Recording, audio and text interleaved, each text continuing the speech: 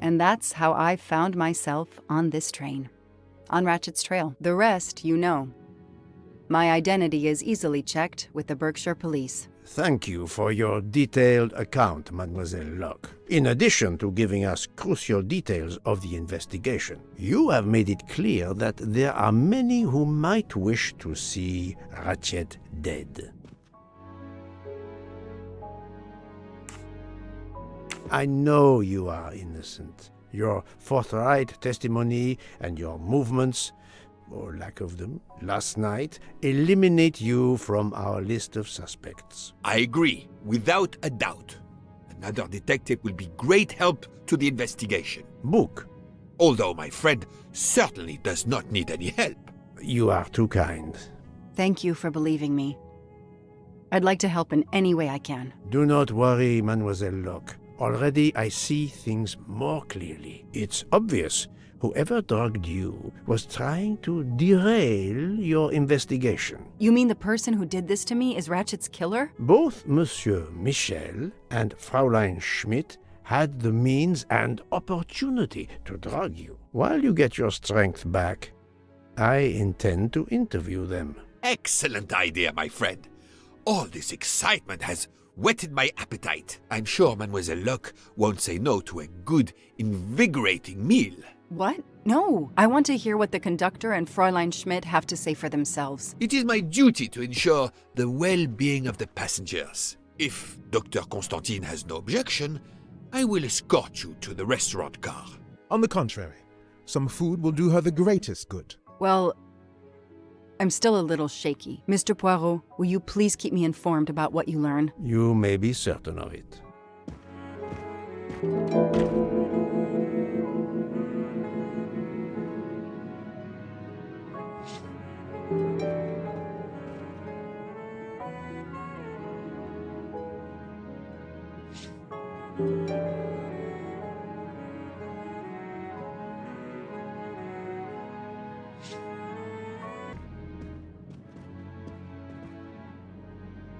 All that snow.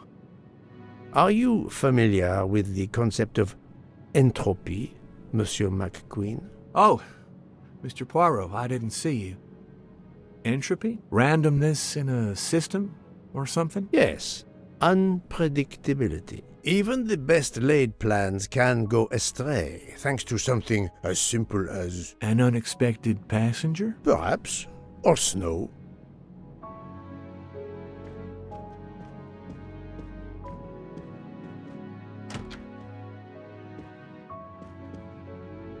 Are you all right, Mr. Poirot?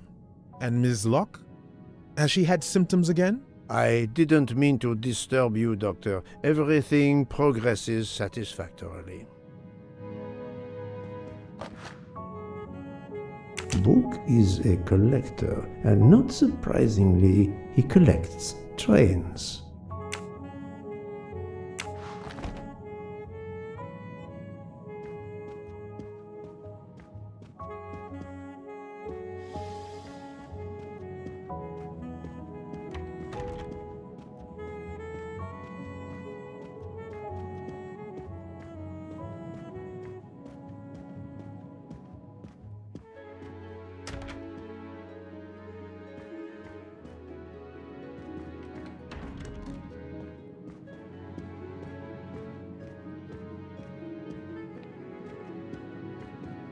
I have nothing to ask them at the moment.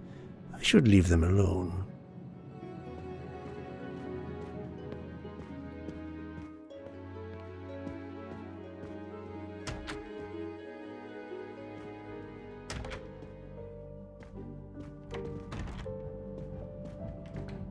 Good evening, Fräulein Schmidt. May I disturb you for a moment? You asked so politely, mein Herr, but I do not think I have a choice.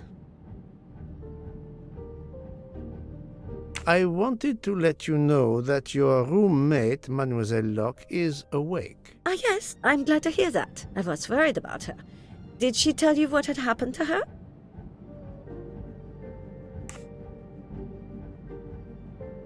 Unfortunately, she doesn't remember much, but we found a residue of a sleeping pill in her cup of tea. Since you two were alone together in your room when she drank it, who else but you could have drugged her? Must I point out I do not make the tea on this train? You should question the conductor or the kitchen staff. I know you have sleeping pills, Fräulein. I do have some. Do you think I'm the only person on this train who finds it difficult to sleep? I believe the Countess Andreni takes them. And I heard the Olsen woman thanking Mrs. Hubbard for a pill. That was aspirin. If you say so. Mademoiselle Locke could have died. Whoever drugged her must not feel any empathy for their fellow human beings, given the dose that Mademoiselle Locke ingested. She was close to death. Oh my God. What did I do? I didn't want to hurt her. Just have her sleep for a few hours while we had time. We? Time for what? Time for what, Madame Schmidt? You think I feel nothing? Nothing? That poor little girl. Indeed, that poor little girl. Fräulein Schmidt is somehow connected to the Armstrong case.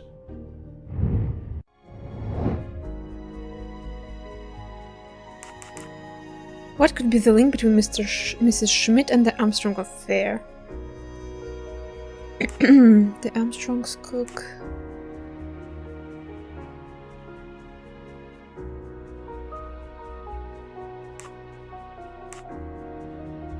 I must admit I'm not right this time.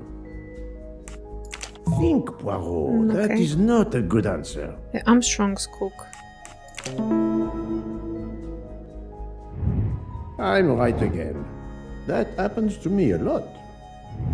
Fräulein Schmidt, I have a certain reputation for sniffing out... I am not a murderer. Forgive me, but I was going to say brilliant chefs. You were the Armstrong family's cook, were you not? But yes, I was the cook of that lovely, lovely family. I'm sorry, but I must ask you to give me some time to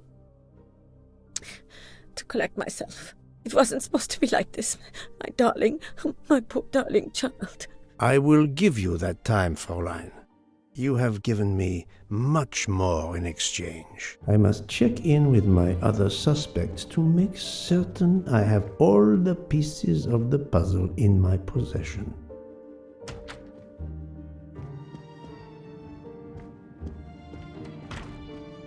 Can I get you something, Monsieur Poirot?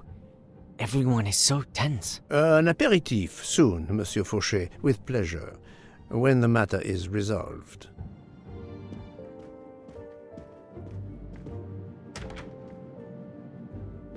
Jean, you've mixed everything up again. Oh, I can't find the coffee liqueur for tonight's dessert.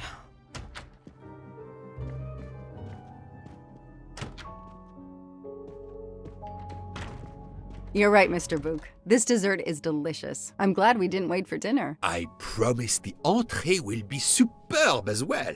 Detective Locke, you are recovering well, I see. Yes, I should be helping with the investigation. Do you know who drugged me? It is early yet for conclusions. When I return, then we shall see. Do not worry, Poirot. She is in good hands. Hotaru, Freya, and yours truly are looking after her. You're right, Mr. Book. I'm glad we... Detective... Yeah. It is... Do not, Hotaru.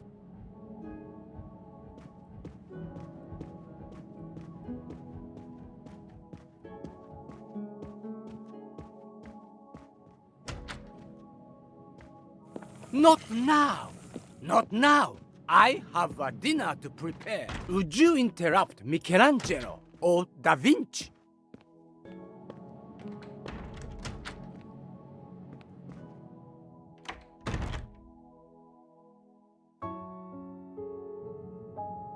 Good evening, Michel.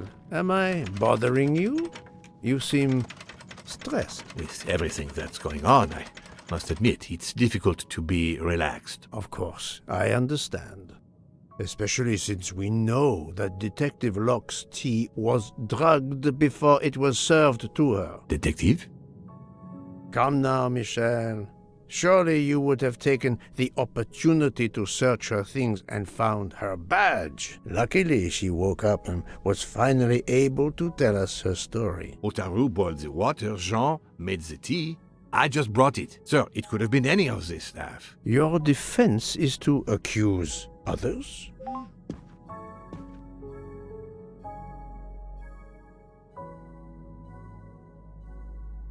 You have a network connection? No, unfortunately. It's just an automatic reminder to pay my rent. I always forget, and my landlord complains. Pierre Michel had to be involved in the murder. The drugged tea, his post at the end of the hall, and now I know why I know more than one of those people on the screen.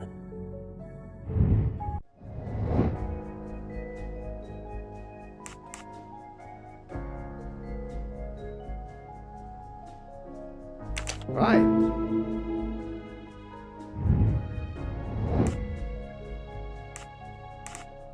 Good.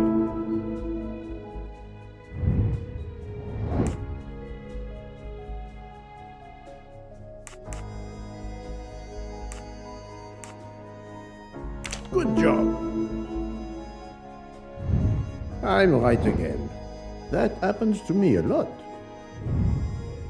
You are the father of Suzanne Moreau, Daisy Armstrong's nanny. My condolences on the death of your wife. What? But my wife... Enough lies. Suzanne does not bear your name? No. Suzanne's mother and I were divorced. Suzanne kept her mother's name. My most sincere condolences, Monsieur Michel, on the deaths of Suzanne and your wife. This job, I loved them, but I was never there for them. Then, a year after the divorce, Solange became ill. Suzanne took her to this special hospital in the US. Got that job as Daisy's nanny.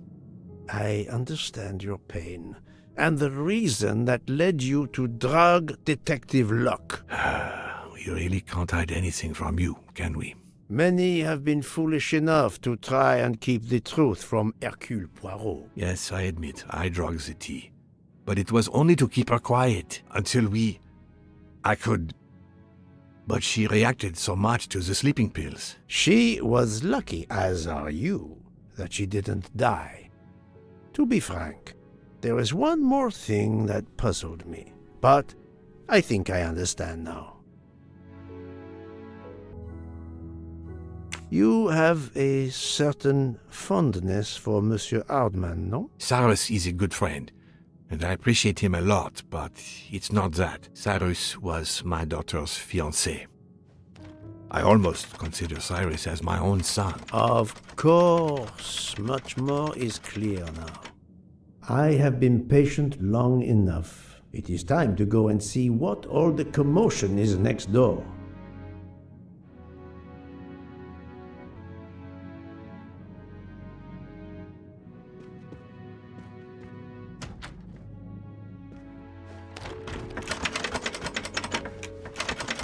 Monsieur Hardman, excellent. The gods who watch over detectives must have trapped you here. Why didn't they watch over me? I'm a detective too. I was talking to Michelle about a leaky faucet, and I wanted to go out, but you showed up. No need to invent some preposterous story. But really, Michelle has told me everything. You are the fiancé of Suzanne Moreau, his daughter. Oh. I see. Surely this is not a big surprise to you. No. Suzanne was the only woman I ever loved. And I failed her. We got into a spat. It was nothing, but I was too proud to apologize. We weren't speaking at all. Suzanne never really cared for that guy Noah. She would have forgiven me. If only. If only. If only. A common refrain between lovers who quarrel. Obviously, Pierre Michel and Fräulein Schmidt both drugged Detective Locke's tea, causing the overdose. No wonder she had so much trouble waking up. Time to report my findings to her and Book. Another golden mustache to treasure. I wonder if our master chef gets his recipes from a game.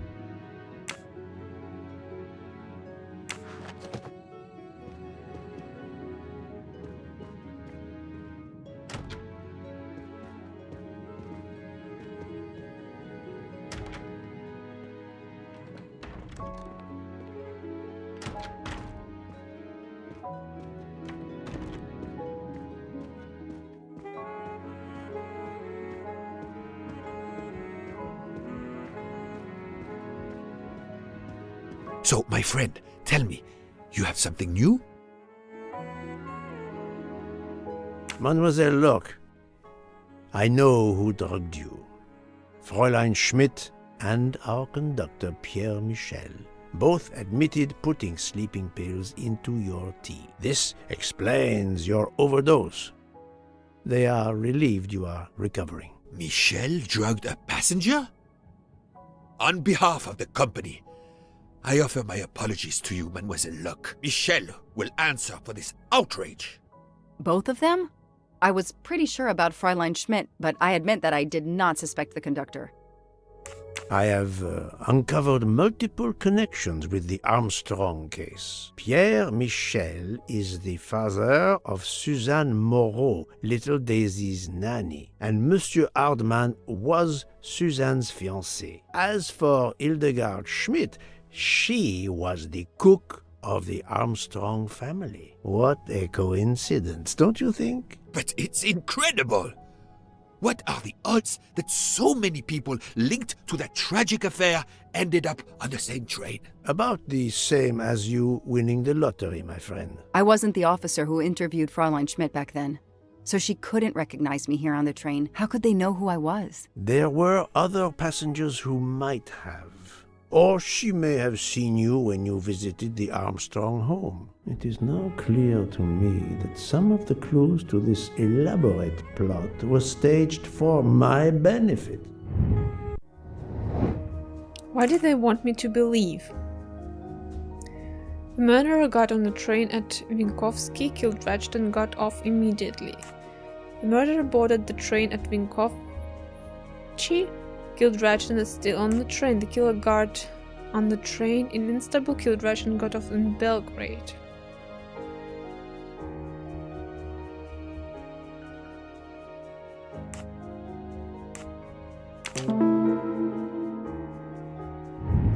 I'm right again. That happens to me a lot. Some clues and information collected so far could lead to a hypothesis. The murderer boarded the train in Vinkovsky, killed Ratched, and then left the train immediately. How did you come to that possibility? Monsieur Hardman told me about a short man with a high-pitched voice who threatened Ratched. Imagine for a moment that this man, wearing a wagon-lit conductor's jacket, killed him while Michel was on the platform at Vinkovsky. This murderer then hid the conductor's jacket in Detective Locke's room, then fled before the train left. Why choose Detective Locke's room? Why, indeed. Let me re-explain from the beginning.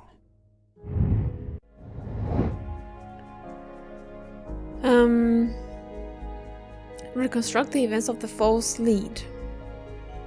The murderer boards the train disguised as a conductor.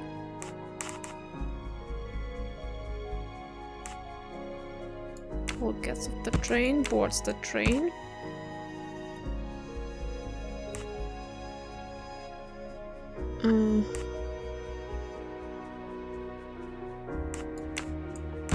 Okay, the train stops at Vinkovsky at midnight. Mr. Michel goes down to the platform.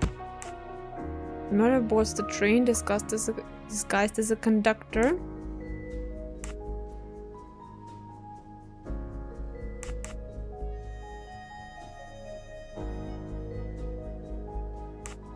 Murderer kills the Ratched and exits through Madame Hubbard's room. Leaves the knife there, losing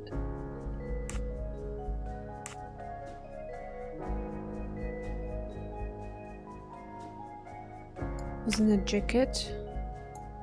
button in the process. Like this?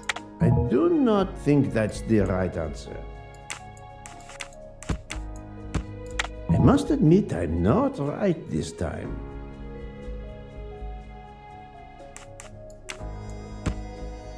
No, not good.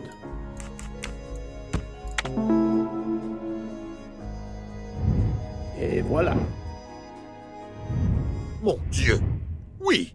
That must be it! Everything fits so well! It fits too well, my friend. Other clues lead to a second hypothesis, much more plausible. There are several murderers who escaped to Winkowski. There are several murderers who wanted Ratchet's money. There are several murders all related to the Armstrong case. That was easy. So, we have multiple murderers, all related to the Armstrong case. The murderer from Winkowski was a fabrication to turn suspicion away from those on the train. They expected the investigation to be led by some small-town official who could easily be misled. Mr. Poirot? Detective Locke, forgive me. You are an obvious exception. You tracked Ratchet with the tenacity of a bloodhound. Unfortunately for the killers, they not only had you to deal with, but now they had, and I say this with all modesty, the world's greatest detective, Hercule Poirot, dropped into the midst of their meticulous planning. Multiple murderers?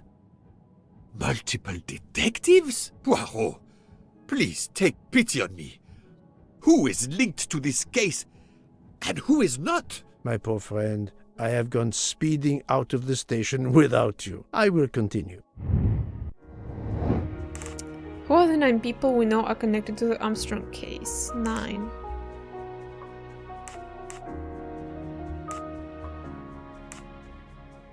She,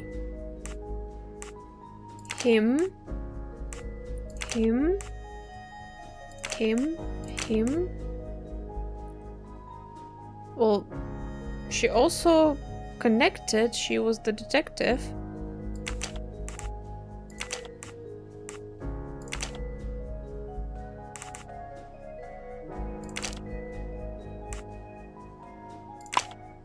Okay, I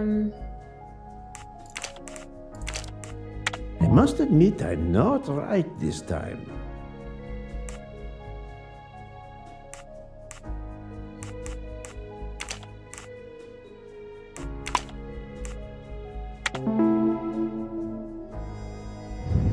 I'm right again. That happens to me a lot.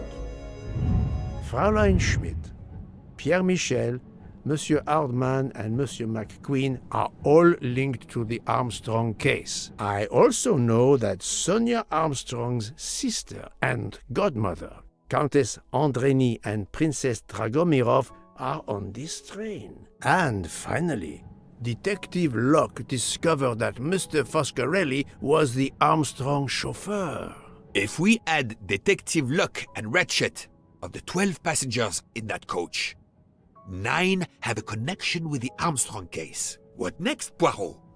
Or should I say, who next? It is time to summon everyone. Everyone? Even Dr. Constantine? The train crew other than Michel? Dr. Constantine, yes. I will need him. But we don't want the others as witnesses. I will see that their duties keep them occupied elsewhere. Excellent. I have always thought this moment in a case is much like Rodin unveiling the thinker before a captivated audience. A work of art. Have you not felt that way, Detective? No, Mr. Poirot. I'm happy just to slap the cuffs on him. Well, there is some artistry in that as well, I suppose. Where would you like the unveiling, Poirot? The lounge? Perfect. Then I will gather all the passengers in the lounge.